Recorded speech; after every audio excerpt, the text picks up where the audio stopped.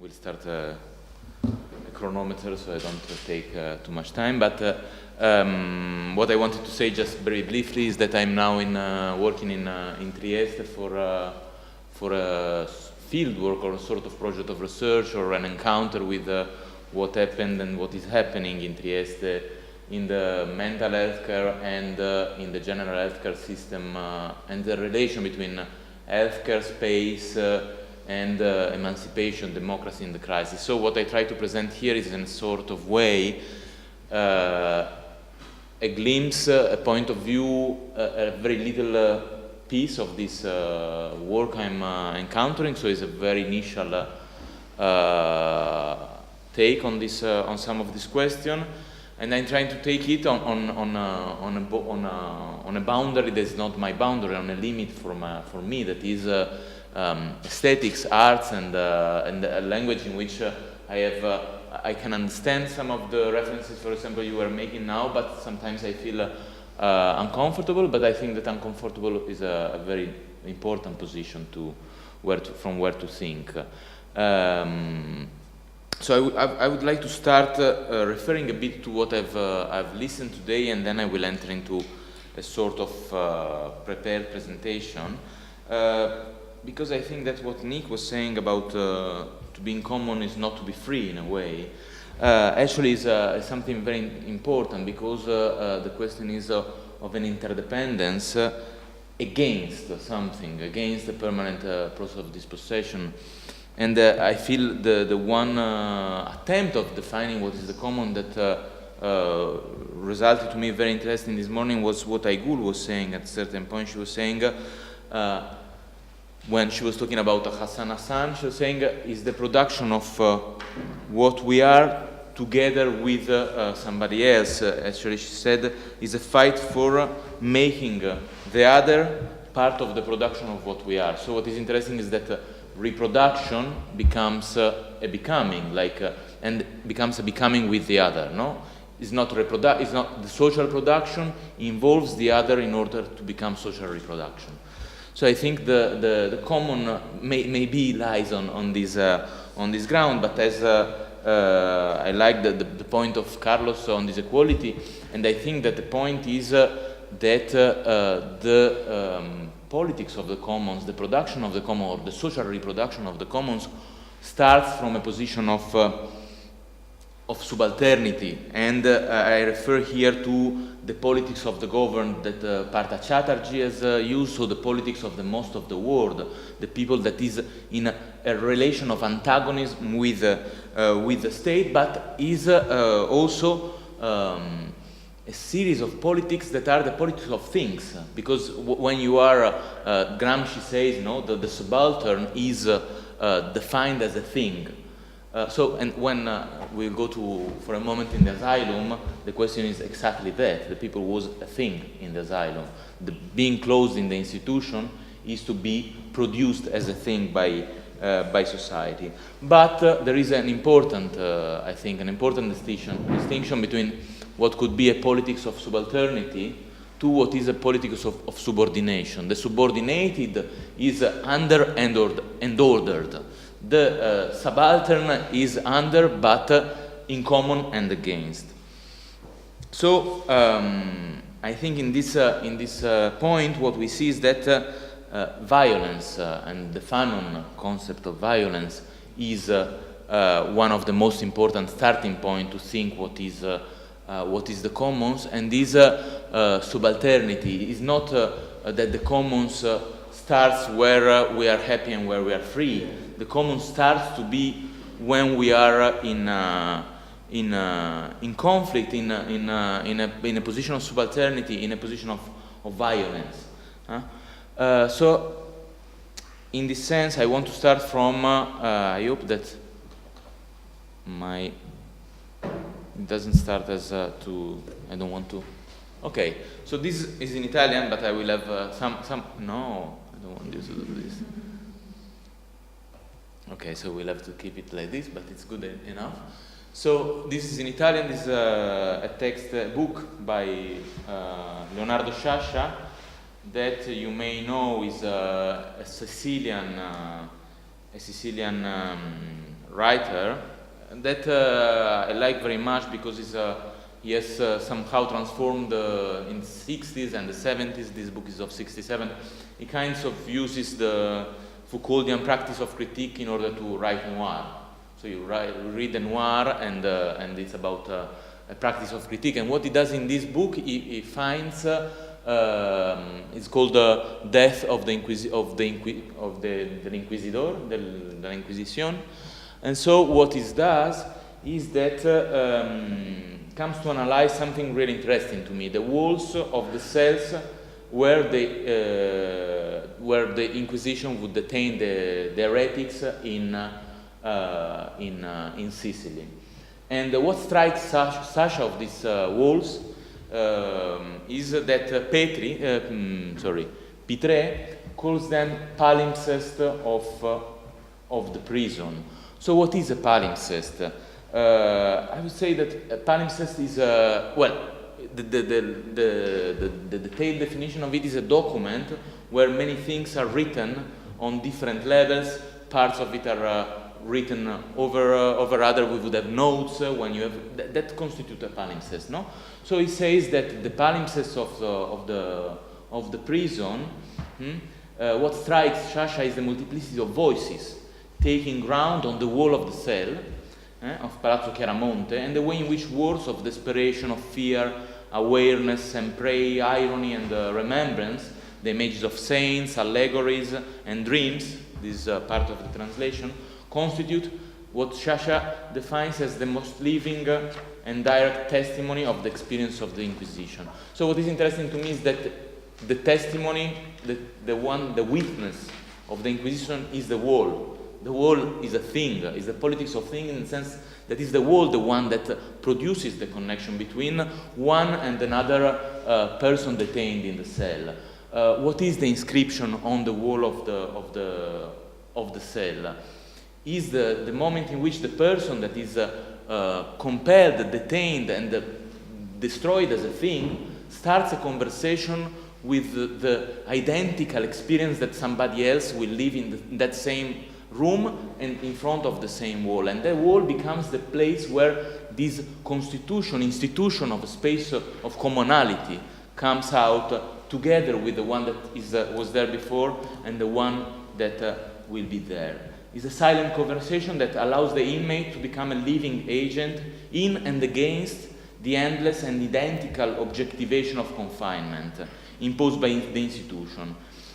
And it is a conversation that expresses and refuses and resists the attempt of making the confined body and the confined life nothing else than a bare object for the institutional disposal. And so I think that in the sense the palimpsest is a commonality of survival. And I think that in this sense it's interesting to use the palimpsest to think about how we produce commons, because what we do is not that we write a document together, it's that we materialize, we make something material with okay, I'm almost at 10 minutes and I'm on the first slide. That's not very, very good. But I think that that this is something quite interesting. And what happens is that when I arrived in Trieste, I'm now living in what was the former asylum, and so you see this wall and some of I was talking with somebody, and for example, on the walls of the cells there were all this kind of writing of counting the days you were there. There are letters written to the director of the asylum asking to make a vegetable garden inside the walls. So you have all these written and unlistened conversation that become a way of being an agent, even if you are obliged in the position of the politics of things.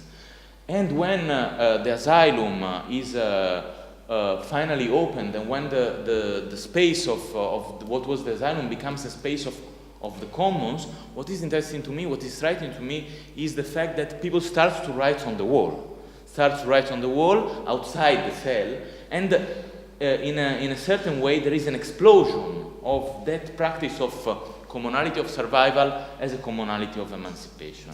And so you have, I can show you the website later on, but you have many important graffiti that now have mostly gone lost. One says freedom is therapeutic, another saying woman, on the pavilion of agitated woman, there was one that was saying woman obeying is not virtue anymore.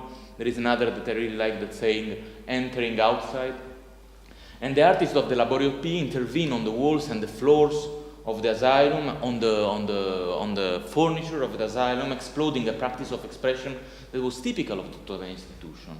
On the wall of the Pavilion L in the former Looney Bin of Trieste, a graffiti cries La verità è rivoluzionaria. And is this one? And says the truth is revolutionary. But it's interesting because now you cannot see, but on the just underneath there is another writing that says it is always in the name of truth that a person is confined. Believe only in your own truth. So it's interesting, it's not a truthful statement, the truth is revolutionary. It's a palimpsest of things that talks to each other and that talks about an experience. And these are some of the many different graffiti that Ugo Guarino in particular did in Trieste. I like this more than mostly anyone else. It says Padiglione Q, Pavilion Q, that was one of the most violent pavilions, now is empty. Nobody's living here anymore. And to write that on the floor was a way of saying we are out. We can write now on the public space.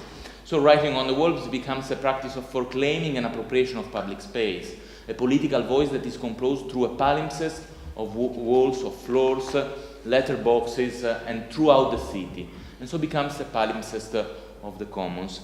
So this remembers me of another inscription on a wall in Barcelona that we have been studying with a group of militant research a few years ago. That is a graffiti that Keith Haring did in 1989 in Barcelona. His last public piece about AIDS. He died a couple of months later. After this, there is another public piece of Keith Haring that is on the wall of the cemetery of Pisa, which is a beautiful piece, but it's about death and about life. This is about AIDS, and is done in a square of a little square in Raval, in the center of Barcelona, where people was taking drugs. There was a lot of sex work, and what the graffiti says is, don't share your how you call this? Needle and have safe sex. This was this happened because they were walking through the city with a DJ after a party, and they put the music down, and there are kids around.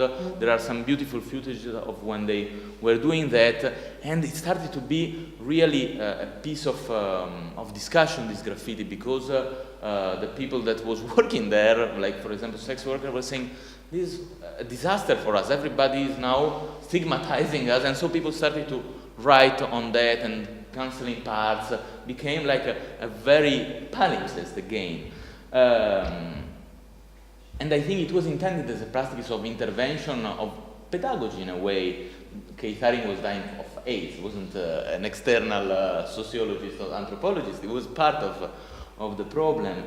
And so there was all a discussion, because these words on the wall were a problem for local business. They would end up stigmatizing, etc., etc. No? So the piece became this palimpsest, but I think that here it starts at 15 minutes. I take 5 minutes more if you don't mind. But what starts is that we see that the fortune of these two pieces, if we want to call them pieces of art or whatever, of this and these, are very different. And the difference is in the instituting practices, I think, is in the relation between the commons and the possibility of constituting a durability that is a strange durability, because it can be the trashing durability of being This graffiti has been destroyed by the City Council of Barcelona for building the Filmoteca of Catalonia. It was in a square. This square was closed, gentrified, and a big museum was built on the place of the graffiti, and it was later reproduced in the early 90s, in the late 90s, by Manolo Borja, effectively in the museum, or in the MACBA. Then it was taken away, and now is in the MACBA again. And during the last sonar was like this. So there were all it's reproduced there, and there were all the chemical bathroom in front of the graffiti. So I think there are two very interesting things in this image. One is that the graffiti, instead of being in a square where people was needling and having an engagement of pedagogy with a piece of expression, is now in a private patio of a cultural institution. And actually, in the only moment in which a radical pedagogy of what drug use would be kind of significant, it's covered by a series of chemical bathrooms. And I think that the difference between what happens to the piece of Haring and the piece of Guarino and the Fate in Trieste is different because it's different the kind of institutional settings that is around it.